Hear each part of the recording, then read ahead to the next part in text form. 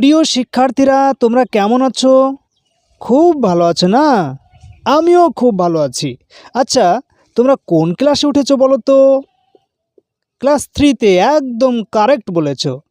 আচ্ছা, তোমাদের মধ্যে কেউ কি বলতে পারবে আজকে কত তারিখ? কি বললে প্রিয়া? আজকে 9 তারিখ। একদম কারেক্ট বলেছো তুমি। আজকে হচ্ছে 9 তারিখ। আমরা এখন কি পড়বো বলো তো? ইংলিশ পড়ব। ইংলিশ পড়তে তোমাদেরকে ভালো লাগে? ভালো লাগে না? ঠিক আছে, এসো আমরা তার ইংরেজি আজকে শিখি। এর আগের দিন আমরা কি শিখেছিলাম? নাউন শিখেছিলাম। আর কি শিখেছিলাম?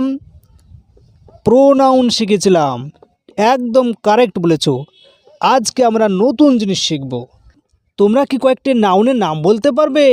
হ্যাঁ, কি বললে জানো? ও, তুমি বলেছো বক্স। বক্স, হ্যাঁ, বক্সটা হচ্ছে একটি নাউন। একদম কারেক্ট বলেছো। রূপালি কি বললে? বল। ঠিক আছে, আমি বলটাও আঁকলাম। বলটাও হচ্ছে একটি নাউন। এবার আমি এই বলটাকে এই বক্সের মধ্যে রাখলাম। এই মধ্যে থাকাটাকে ইংলিশে কি বলে জানো? ইন বলা হয়। ইন মানে হচ্ছে মধ্যে।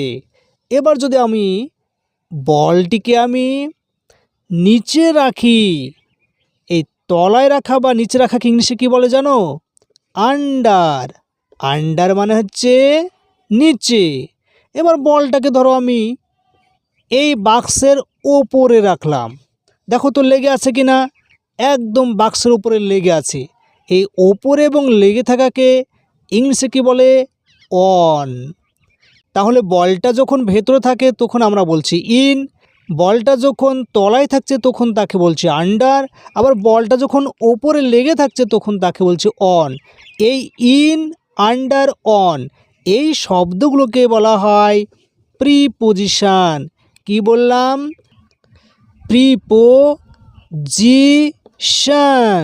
একদম কারেক্ট। তাহলে আমরা আজকে শিখব প্রিপোজিশন। এই প্রি মানে হচ্ছে আগে, আর পজিশন মানে জানো? পজিশন মানে হচ্ছে অবস্থান। তাহলে দুটো মিলে কি হলো? আগে অবস্থান। তাহলে কি বুঝতে পারলাম? প্রিপোজিশন সবসময় আগে বসবে। যেমন ইন, আন্ডার, অন এগুলো প্রিপোজিশন, এগুলো আগে বসবে।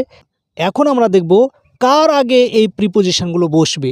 এসো আমরা একটা উদাহরণ দেখি। এটা কি? বল। তাহলে আমি বল লিখলাম ইংলিশে। আর হয় ইংলিশ জানো তোমরা? হয় ইংলিশ হচ্ছে ইজ। তাহলে বলটা হয়, এই বলটা কোথায় হয় বলো তো? বাক্সের মধ্যে। বাক্স ইংলিশ কি? বক্স মানে বাক্স। আর মধ্যে ইংরেজি কি? মধ্যে ইংরেজি হচ্ছে ইন মানে মধ্যে। ইনটা তাহলে কি হলো? প্রিপোজিশন। কিন্তু প্রিপোজিশন কোথায় বসবে? আগে বসবে। কার আগে? এই দেখো বক্স, এটা নাউন।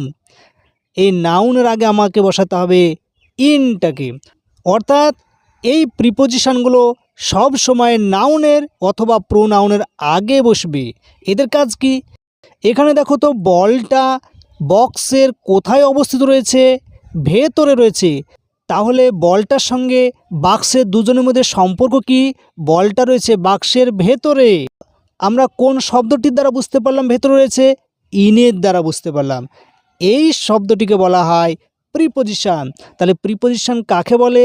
যে শব্দ নাউন বা প্রোনাউনের আগে বসে এবং অন্য নাউন বা প্রোনাউনের সঙ্গে সম্পর্ক বোঝায়। সে কোথায় অবস্থিত রয়েছে? পাশে নাকি নিচে নাকি ওপরে, এরকম সম্পর্ক বোঝাবে। সেই শব্দগুলোকে আমরা বলবো প্রিপোজিশন। এবার তোমরা বলো তো, এখানে আমি লিখলাম বল ইজ, মানে বলটি হয়, ড্যাশ দিলাম, এটা বক্স লিখলাম। এই বক্সের কোথায় রয়েছে বলটি? নিচে রয়েছে। নিচেকে ইংলিশে কী বলবো? আন্ডার। একদম কারেক্ট বলেছো, আন্ডার। এবার তোমাদেরকে আমি বাড়িতে আরেকটি কাজ দিচ্ছি। এইটা তোমরা বাড়ি থেকে করে আনবে। এই যে বলটা রয়েছে ওপরে দেখো লেগে আছে, তাহলে এই শূন্যস্থানে কোনটা বসবে, কোন প্রিপোজিশনটা বসবে তোমরা সেটা লিখে আনবে। পরের ক্লাসে আমরা আরও প্রিপোজিশন সম্পর্কে আলোচনা করব। ততক্ষণ তোমরা সুস্থ এবং ভালো থেকো।